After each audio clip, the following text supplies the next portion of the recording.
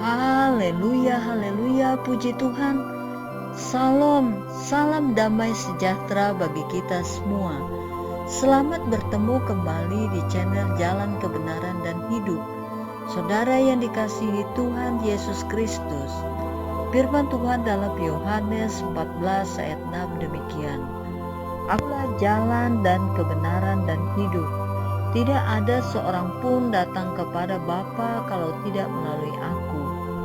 Saudara yang dikasihi Tuhan, apabila seseorang ingin pergi ke suatu tempat lain dan sampai ke tempat tujuan, maka kita membutuhkan sarana untuk sampai ke sana, walaupun itu sulit bagi kita. Begitu juga kalau kita mau masuk dalam kerajaan sorga, harus lewat Yesus, karena Yesus Kristuslah mediatornya membawa kita masuk ke sorga. Saudara yang dikasihi Tuhan Yesus sendiri dengan tegas mengatakan bahwa Dia adalah jalan, kebenaran, dan hidup, dan itu keluar dari mulut Tuhan Yesus sendiri. Yesus mengatakan di luar Yesus tidak ada kebenaran, selain hanya di dalam Yesus. Yesus yang memegang tangan kita dan membawa kita ke sorga.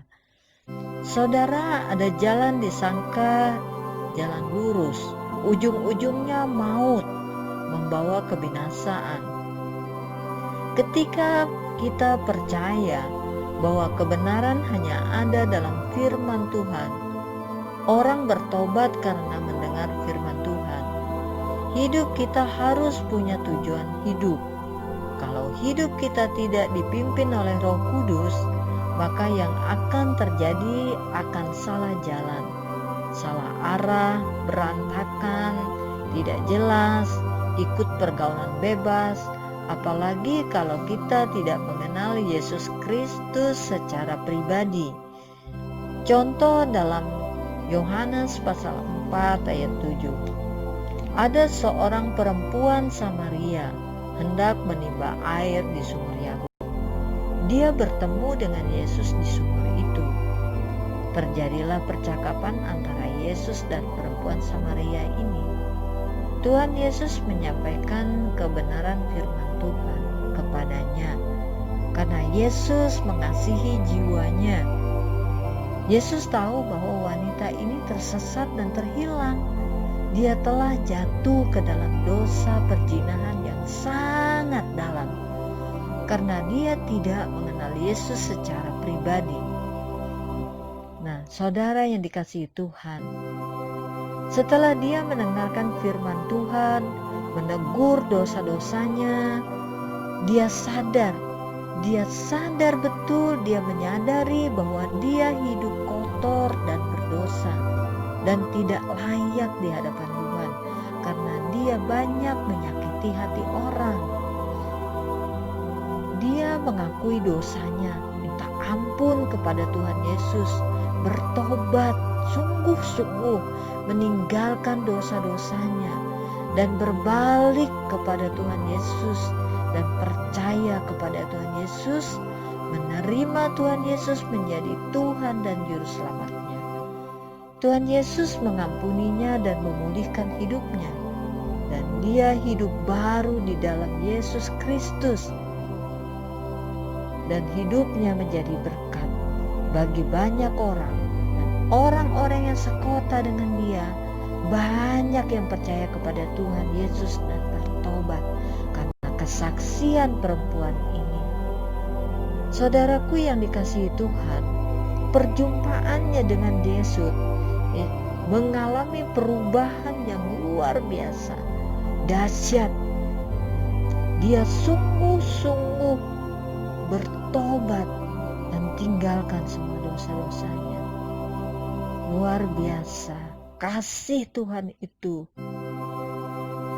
mengalir di hati perempuan itu. Oleh dipimpin oleh Roh Kudus, dia hidup dalam pertobatan. Dalam Yohanes 3 ayat 16, Yesus memberikan kasih karunia-Nya supaya setiap orang yang percaya kepadanya tidak binasa, melainkan beroleh hidup yang kekal. Tuhan Yesus tidak pernah menolak orang yang mau datang kepadanya. Tuhan menciptakan manusia adalah tujuannya supaya kita hidup, punya tujuan hidup yang benar, untuk memuliakan Allah. Tuhan datang untuk melayani dan bukan untuk dilayani. Tuhan Yesus mengasihi jiwa-jiwa dan untuk diselamatkan. Saudara dan saya, mari kita renungkan firman ini. Ayo kita berpikir, janganlah hidup duniawi, hiduplah dalam pertobatan, taatilah firman Tuhan dan lakukanlah dalam hidup kita sehari-hari. Mari kita berdoa. Bapa di dalam sorga, di dalam nama Tuhan Yesus Kristus, saya buka hati saya menerima Engkau menjadi Tuhan dan Juru Selamat saya. Jadilah Tuhan dalam hidup saya. Dalam nama Yesus, haleluya, amin. Tuhan Yesus memberkati saudara, amin. Berjumpa lagi nanti di channel Jalan Kebenaran dan Hidup. Haleluya, puji Tuhan.